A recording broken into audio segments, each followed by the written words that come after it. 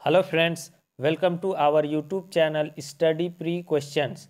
Friends, इस video में हम लोग क्षितिज भाग 2 का एक रचना पढ़ेंगे। बाल गोविंद भगत क्षितिज भाग 2, जो कि मैट्रिक लेवल का सिलेबस में है। यानी कि जो भी एग्ज़ाम होगा, झारखंड पुलिस, उत्पाद सिपाही और क्षेत्रीय कार्यकर्ता, या जो भी मैट्रिक का एग्ज़ाम होगा, सारे में ये हम लोग को क्षितिज भाग 2 पढ़ना है। उन्हीं में से एक रचना हम लोग पढ़ेंगे, बाल गोविंद भगत, और जिसके रचनाकार कौन है तो राम वृक्ष बेनीपुरी जी। तो हम लोग बाल गोविंद भगत पढ़ेंगे, लेकिन क्वेश्चन जो है लेखक परिचय से भी पूछता है, तो हम लोग राम वृक्ष बेनीपुरी जी के बारे में भी देख लेंगे। तो चलिए देखते हैं राम वृक्ष बेनीपुरी जी के बारे में, उनका जीवन परिचय देख लेते हैं। तो राम वृक्ष बेनीपुरी का जन्म बिहार के मुजफ्फरपुर जिले के बेनीपुर गांव में सन 1899 में हुआ। माता पिता का निधन बचपन में ही हो जाने के कारण जीवन के आरंभिक वर्ष अभावों, कठिनाइयों और संघर्षों में बीते। 10वीं तक की शिक्षा प्राप्त करने के बाद वे सन 1920 में राष्ट्रीय स्वाधीनता आंदोलन में से सक्रिय रूप से जुड़ गए। कई बार जेल भी गए। उनका देहावसान सन 1968 में हुआ, यानी कि उनकी मृत्यु जो है 1968 ईस्वी में हुआ। 15 वर्ष की अवस्था में बेनीपुरी जी की रचनाएं पत्र पत्रिकाओं में छपने लगी। वे बेहद प्रतिभाशाली पत्रकार थे। उन्हें अनेक दैनिक, साप्ताहिक एवं मासिक पत्र पत्रिकाओं का संपादन किया, जिसमें तरुण भारत, किसान मित्र, बालक, युवक, योगी, जनता, जनवाणी और नई धारा उल्लेखनीय है। तो ये पत्र पत्रिका का संपादन किया, जिसमें प्रमुख पत्र पत्रिकाओं का नाम दिया गया है। गद्य की विविध विधाओं में उनके लेखन को व्यापक प्रतिष्ठा मिली। उनका पूरा साहित्य बेनीपुरी रचनावली के 8 खंडों में प्रकाशित है, यानी कि उनका जो पूरा साहित्य है उसको बेनीपुरी रचनावली के नाम से 8 खंडों में प्रकाशित किया गया है। उनकी रचना यात्रा के महत्वपूर्ण पड़ाव हैं, यानी कि उनकी प्रमुख रचनाएं हैं कौन कौन। पतितों के देश में, जो कि उपन्यास है। चिता के फूल, ये एक कहानी है। अम्बपाली, ये एक नाटक है। माटी की मूर्तें, रेखा चित्र है। पैरों में पंख बांधकर, यात्रा वृतांत है। जंजीरें और दीवारें, ये संस्मरण है आदि। उनकी रचनाओं में स्वाधीनता की चेतना, मनुष्यता की चिंता और इतिहास की युगानुरूप व्याख्या है, यानी कि इतिहास का जो है युग के अनुसार, युगानुरूप यानी कि युग के अनुसार व्याख्या किया गया है। विशिष्ट शैलीकार होने के कारण उन्हें कलम का जादूगर कहा जाता है। तो ये प्रश्न पूछा जाएगा कि कलम का जादूगर किन्हें कहा जाता है, तो राम वृक्ष बेनीपुरी जी को। तो ये इनका हो गया जीवन परिचय, साहित्यिक परिचय। अब हम लोग जो है बाल गोविंद भगत रचना को देखेंगे, और जो भी कठिन शब्द होगा उसको भी हम लोग देखते चलेंगे, उसको लिखते जाइएगा।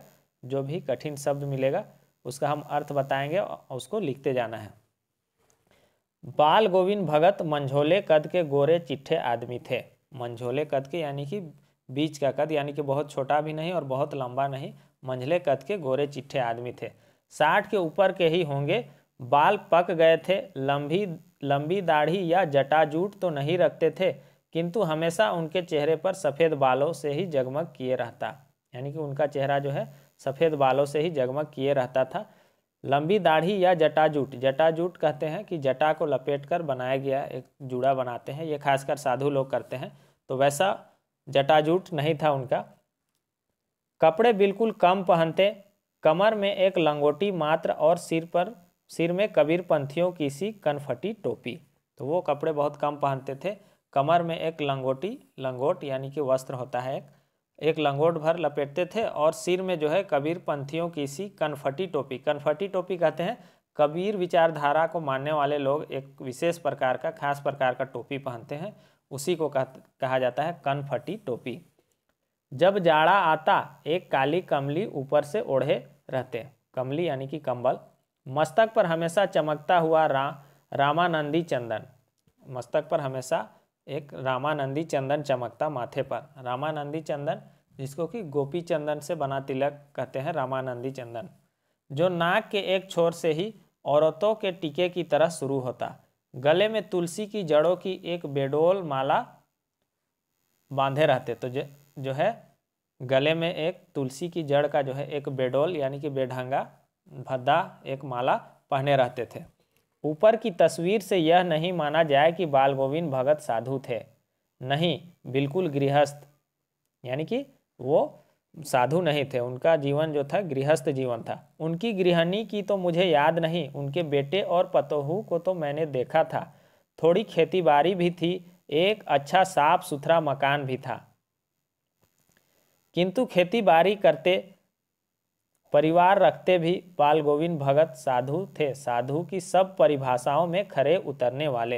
यानी कि खेती बाड़ी घर परिवार रखते हुए भी वे साधु की परिभाषाओं में खरा उतरते थे। कबीर को साहब मानते थे और वे कबीर को साहब मानते थे। उन्हीं के गीतों को गाते, उन्हीं के आदेशों पर चलते, कभी झूठ नहीं बोलते, खरा व्यवहार रखते, किसी से भी दो टूक बात करने में संकोच नहीं करते, न किसी से खामखा झगड़ा मोल लेते, किसी की चीज नहीं छूते, ना बिना पूछे व्यवहार में लाते। इस नियम को कभी कभी इतनी बारीकी तक ले जाते कि लोगों को कुतूहल होता। यानी कि ऐसा नियम वो पालन करते थे कि लोगों को कुतूहल यानी कि क्या, उत्सुकता हो जाता, जिज्ञासा हो जाता था इनको देखकर। कभी वह दूसरे के खेत में शौच के लिए नहीं बैठते। वह गृहस्थ थे, लेकिन उनकी सब चीज साहब की थी। जो कुछ खेत में पैदा होता सिर पर लाद कर पहले उसे साहब के दरबार में ले जाते। साहब के दरबार में कहने का अर्थ है कि जो है कबीरपंथी एक मठ था, वहाँ पर कबीर विचारधारा को मानने वाले लोगों का एक मठ था, वहीं पहले ले जाते। यानी कि जो कुछ भी उपजाते उसको वहीं ले जाते थे, जो दरबार में ले जाते। जो उनके घर से 4 कोस दूर पर था एक कबीरपंथी मठ से मतलब वह दरबार में भेंट रूप में रख लिया जाकर प्रसाद रूप में जो उन्हें मिलता उसे घर लाते और उसी से गुजारा चलाते। यानी कि जो भी खेती से उपजाते थे धन, उसको कबीरपंथी मठ में ले जाते थे और सारा दे देते थे। फिर वहाँ से उनको जो है भेंट के रूप में वो दे देते थे और प्रसाद के रूप में जो है उनको कुछ मिलता था घर चलाने के लिए, उसी को वो घर लाते और उसी से वह गुजारा चलाते थे। इन सब के ऊपर मैं तो मुग्ध था, उनके मधुर गान पर जो सदा सर्वदा ही सुनने को मिलते। इन सब के ऊपर वह मुग्ध थे और उनका मधुर गान जो था, जो हमेशा सदा सर्वदा यानी कि हमेशा ही सुनने को मिलता था। कबीर के वे सीधे साधे पद जो उनके कंठ से निकलकर सजीव हो उठते थे। कबीर के सीधे साधे पद वो गाते थे जो उनके कंठ से निकलकर फिर से जीवित हो उठते थे। आषाढ़ की रिमझिम समूचा गांव खेतों में उतर पड़ा है। कहीं हल चल रहे हैं, कहीं रोपनी हो रही है। धान के पानी भरे खेतों में बच्चे उछल रहे हैं। औरतें कलेवा लेकर मेड़ पर बैठी हैं। कलेवा कहते हैं सुबह का खाना या नाश्ता। आसमान बादल से घिरा, धूप का नाम नहीं, ठंडी पुरवाई चल रही। ऐसे ही समय आपके कानों में एक स्वर तरंग झंकार सी कर उठी। और ऐसे समय में आपके कानों में एक स्वर तरंग झंकार सी कर उठती है। यह क्या है, यह कौन है, यह पूछना ना पड़ेगा। बाल गोविंद भगत समूचा शरीर कीचड़ में लिथड़े खेत में रोपनी कर रहे हैं। तो बाल गोविंद भगत जो है समूचा शरीर कीचड़ में लिथड़े यानी कि लिपटा हुआ है और अपने खेत में रोपनी कर रहे हैं। उनकी उंगली एक एक धान के पौधे को पंक्तिबद्ध खेत में बिठा रही, यानी कि वो धान रोप रहे हैं पंक्ति पंक्ति। उनका कंठ एक एक शब्द को संगीत के जीने पर चढ़ाकर कुछ को ऊपर स्वर की ओर भेज रहा है। और उनका कंठ जो है, गला जो है, एक एक शब्द को संगीत के जीने कहते हैं सीढ़ी को, यानी कि संगीत की सीढ़ी पर चढ़ाकर जो है कुछ संगीत का जो सीढ़ी पर चढ़ाकर उसको स्वर की ओर भेज रहे हैं। यानी कि वो इतना अच्छा कंठ से गा रहे हैं कि ऐसा लग रहा है कि उनका कंठ से निकलकर जो है संगीत सीधे स्वर्ग की ओर जा रहा है सीढ़ी से, और कुछ इस पृथ्वी की मिट्टी पर खड़े लोगों के काने की ओर। और उसी में से कुछ संगीत जो है इस पृथ्वी की मिट्टी पर खड़े लोगों की कानों की ओर जा रहा है। बच्चे खेलते हुए झूम उठते हैं। मेड़ पर खड़ी औरतों के होंठ कांप उठते हैं। वे गुनगुनाने लगती हैं। हलवाहों के पैर ताल से उठने लगते हैं। हल चलाने वालों के पैर जो है ताल से उठने लगते हैं। रोपनी करने वालों की अंगुलियां एक अजीब क्रम में चलने लगती है। बाल गोविंद भगत का यह संगीत है या जादू। भादों की वह अंधेरी अधरतिया यानी कि आधी रात। थोड़ी ही देर पहले मूसलाधार वर्षा खत्म हुई है। बादलों की गरज, बिजली की तड़प में आपने कुछ नहीं सुना हो किंतु अब झिल्ली की झनकार या दादुरों की टर बाल गोविंद भगत के संगीत को अपने कोलाहल में डुबो नहीं सकती। यहाँ पर समझिएगा कि थोड़ी देर पहले मूसलाधार वर्षा जो है खत्म हुई है, बादलों की गरज और बिजली की तड़प में आपने कुछ नहीं सुना हो, लेकिन अब झिल्ली कहते हैं झिंगूर को और दादुर कहते हैं मेंढक को। झिल्ली की झनकार और दादुरों की टर यानी कि मेंढक की टर जो है बाल गोविंद भगत का संगीत को जो है अपने हल्ला में डुबो नहीं सकता, यानी कि उनका जो संगीत है वह उससे ऊपर है, ज़्यादा है। उनकी खंजड़ी डिमक डिमक बज रही है। खंजड़ी एक वाद्य यंत्र होता है बजाने वाला, डफली के जैसा होता है लेकिन डफली से थोड़ा छोटा होता है, वही डिमक डिमक बज रहा है। और वे गा रहे हैं, गोदी में पियवा चमक उठे सखिया चिहुक उठे ना। हाँ, पिया तो गोद में ही है, किंतु वह समझती है कि वह अकेली है। चमक उठती है, चिहुक उठती है। उसी भरे बादल वाले भादों की आधी रात में उनका यह गाना अंधेरे में अकस्मात कौंध उठने वाली बिजली की तरह किसी ने चौंका देता। अब सारा संसार निस्तब्धता में सोया है। बाल गोविंद भगत का संगीत जगा रहा है। तेरी गठरी में लागा चोर मुसाफिर जाग जरा। कार्तिक आया नहीं, यानी कि कार्तिक महीना आया नहीं कि बाल गोविंद भगत की प्रभातियाँ शुरू हो गई। प्रभातियाँ सुबह में जो गीत गाया जाता है उसको प्रभातियाँ कहते हैं। प्रातः काल में ये गाया जाता है, जो फागुन तक चला करती, जो फागुन महीने तक चलता। इन दिनों वह सवेरे ही उठते, ना जाने किस वक्त जागकर वह नदी स्नान को जाते, गांव से 2 मील दूर। वहां से वह नहा धोकर लौटते और गांव के बाहर ही पोखरे के ऊंचे भिंडे पर अपनी खंजड़ी लेकर जा बैठते और अपने गाने टेरने लगते। वो नहा धोकर जो है वहाँ से लौटते नदी से, और क्या करते, गांव के बाहर पोखरे के ऊंचे भिंडे कहने का अर्थ होता है तालाब का पिंडा जो होता है, वहाँ जाके वह बैठ जाते थे और अपनी खंजड़ी, वही बाजा था उसको लेकर बैठते और गाना टेरने लगते यानी कि गाने लगते, ऊंचा स्वर निकालने लगते। मैं शुरू से ही देर तक सोने वाला हूँ, किंतु एक दिन माघ की उस दांत किटकिटाने वाली भोर में भी उनका संगीत मुझे पोखरे पर ले गया था। अभी आसमान के तारों की दीपक बुझे नहीं थे। हाँ, पूरब में लोही लग गई थी। पूरब में लोही लग गई थी कहने का अर्थ है, लोही कहते हैं प्रातः काल की लालिमा, यानी कि पूरब में लालिमा छा गई थी, जिसकी लालिमा को शुक्र तारा और बढ़ा रहा था। खेत, बगीचा, घर सब पर कुहासा छा रहा था। सारा वातावरण अजीब रहस्य से आवृत मालूम पड़ता था। सारा वातावरण अजीब रहस्य से आवृत यानी कि ढका हुआ मालूम पड़ता था। उस रहस्यमय वातावरण में एक कुश की चटाई पर पूरब मुँह काली कमली ओढ़े बाल गोविंद भगत अपनी खंजड़ी लिए बैठे थे। और उसी वातावरण में एक कुश की चटाई, कुश जो है एक घास होता है हल्का नुकीला प्रकार का, तो कुश की चटाई यानी कि उस घास की चटाई ने जो है वो बैठे हुए थे, पूरब की ओर मुंह करके काला कंबल ओढ़े अपनी खंजड़ी लिए हुए बैठे हुए थे। उनके मुंह से शब्दों का तांता लग रहा था और उनकी अंगुलियां खंजड़ी पर लगातार चल रही थी। गाते गाते इतने मस्त हो जाते, इतने सुरूर में आ जाते, इतने नशा में आ जाते और उत्तेजित हो उठते कि मालूम होता अब खड़े हो जाएंगे। ऐसा वो गाते गाते ऐसा हो जाते थे कि ऐसा लगता था कि अब वे खड़े हो जाएंगे। कमली तो बार बार सिर से नीचे सरक जाती, कंबल जो है बार बार ऐसा लगता था कि सर से सरक जाएगा, सर से सरक जाता था। मैं जाड़े से कपकपा रहा था, किंतु तारे की छांव में भी उनके मस्तक के श्रम बिंदु जब तक चमक ही पड़ते।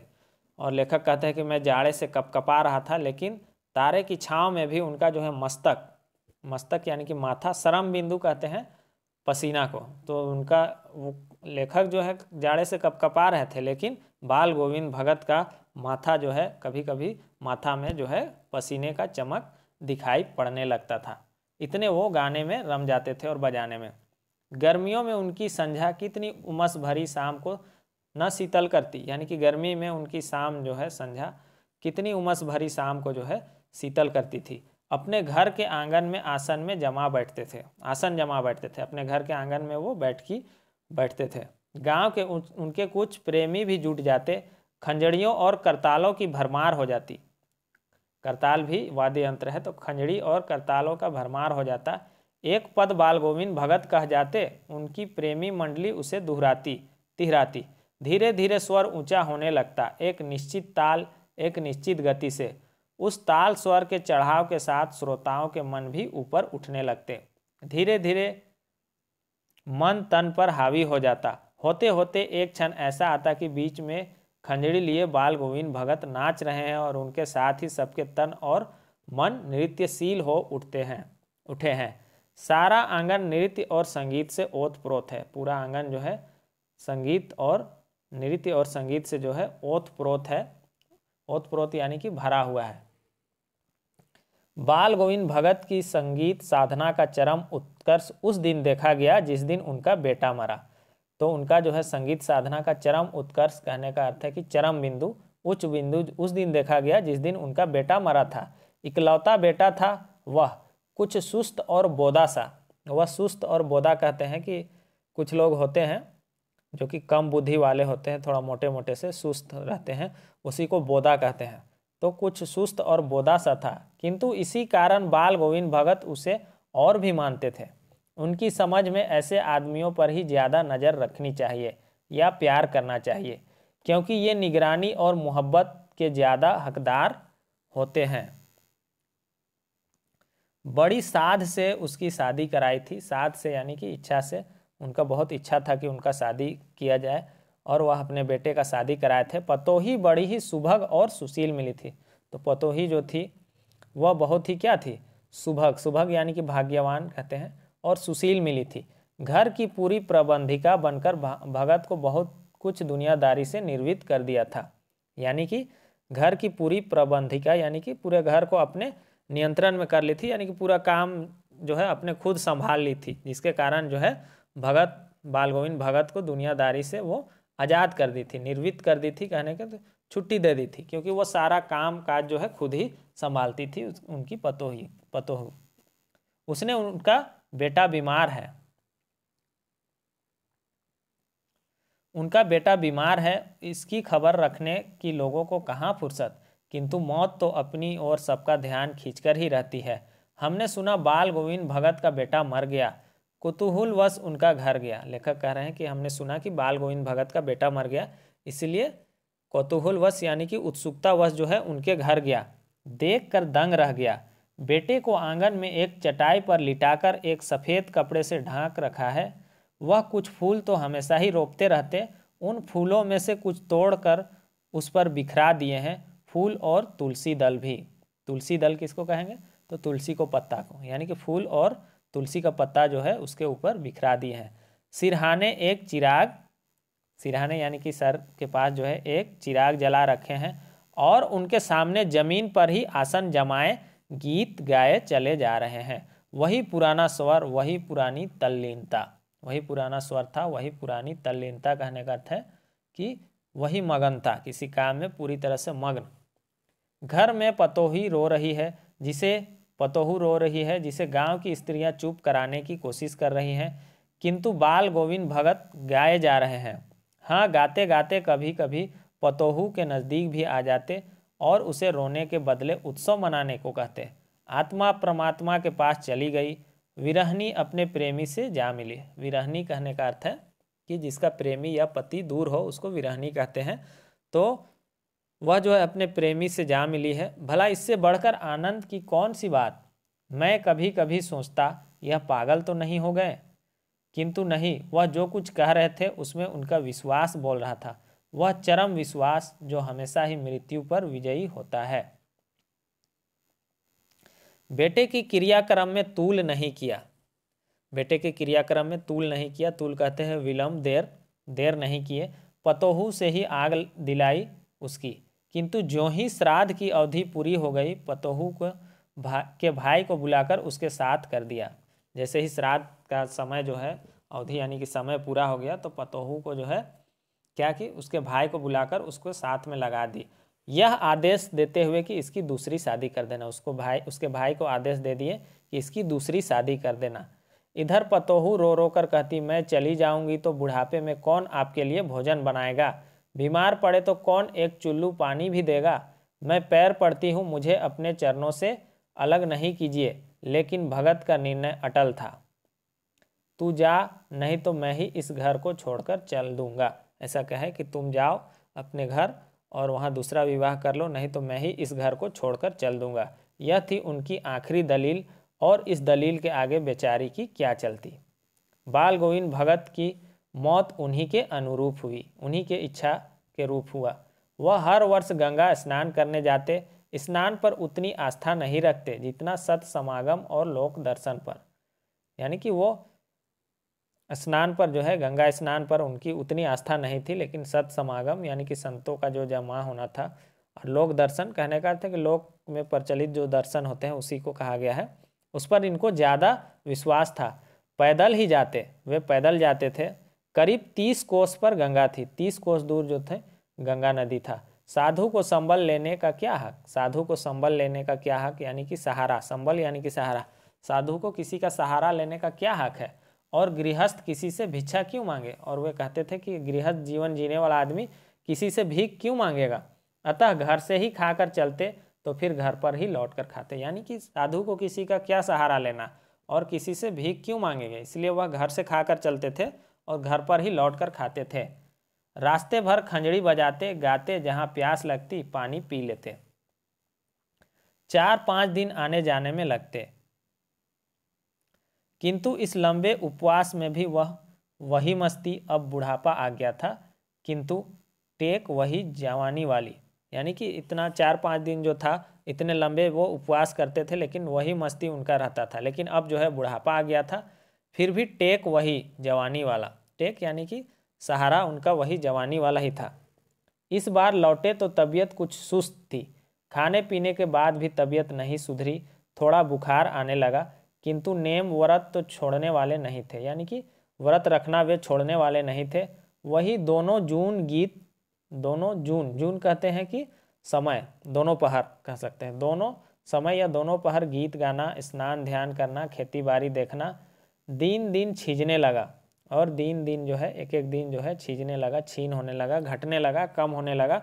लोगों ने नहाने धोने से मना किया, आराम करने को कहा, किंतु हंसकर टाल देते रहे। यानी कि लोग उसे नहाने और आराम करने को कहते, लेकिन वो हंसकर टाल देते। उस दिन भी संध्या में गीत गाए, किंतु मालूम होता जैसे धागा टूट गया हो। उस दिन वो संध्या में गीत गाए, लेकिन ऐसा मालूम होता जैसे कि धागा जो है टूट गया है। माला का एक एक दाना बिखरा हुआ है। भोर में लोगों ने गीत नहीं सुना, जाकर देखा तो बाल गोविंद भगत नहीं रहे, सिर्फ उनका पंजर पड़ा है। पंजर पड़ा है यानी कि अस्थियों का ढांचा या शरीर कह सकते हैं, जिसमें प्राण ना हो। तो अस्थियों का ढांचा सिर्फ बचा है, यानी कि वह इस दुनिया से चले जाते हैं। तो यहाँ पर जो है रचना कंप्लीट हो जाता है। इसका MCQ भी कराएंगे, बहुत सारा MCQ तैयार कर रहे हैं। तो एप्लीकेशन जो है स्टडी प्री क्वेश्चन ऐप को डाउनलोड कीजिए, वहाँ सारा MCQ जो है टेस्ट के रूप में बना के डाल दे रहे हैं, ताकि आप जो है कोई चैप्टर पढ़िए तो उसका जो है टेस्ट लगाइए चैप्टर बाय चैप्टर। यानी कि बाल गोविंद भगत आप पढ़े तो उसका वहाँ टेस्ट बना दिए हैं, सारा क्वेश्चन का, बहुत सारा क्वेश्चन बनाए हैं। उससे क्या होगा कि आपको जो है क्वेश्चन बहुत अच्छे से याद हो जाएगा। तो स्टडी प्री क्वेश्चन ऐप को डाउनलोड कर लीजिए प्ले स्टोर से, या डिस्क्रिप्शन में भी लिंक दे देंगे, वहाँ से आप ऐप डाउनलोड कर सकते हैं और MCQ ले सकते हैं। चैनल पर नए हैं तो चैनल को सब्सक्राइब कर दीजिए और वीडियो को ज़्यादा से ज़्यादा शेयर कर दीजिए। Thanks for watching.